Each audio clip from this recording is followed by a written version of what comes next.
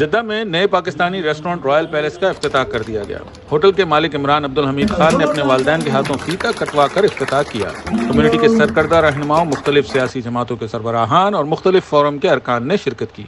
पाकिस्तान मुस्लिम league काफ से Chaudhary Azhar Waraich, overseas forum से चौधरी अमजद गुज्जर, पाकिस्तान तहरीक इंसाफ से काजी इलियास, इस्माइल रजा और ख्वाजा हमाद और इंजीनियर सैफ शामिल थे। पाक सऊदी फ्रेंडशिप फोरम से चौधरी खालिद रशीद, इत्तेहाद ग्रुप से Abdul Shakoor, Saudi international media forum से खदीजा मलिक साहिबा और इब्राहिम बलोची शामिल हुए। पाकिस्तान ओवरसीज़ मीडिया फोरम से शोएब अल्ताफ़, मियां मुहिउद्दीन, फ़हीम मलिक शामिल थे।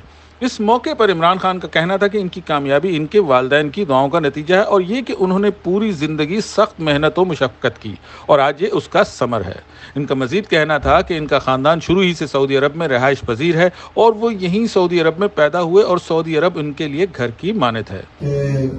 इसको खड़ा करने में कि मेरा अपना अकेले की मेहनत है, लेकिन शायद इस्माइल अंकल भूल गए कि सबसे बड़ा हाथ मेरे भाई कामरान का है।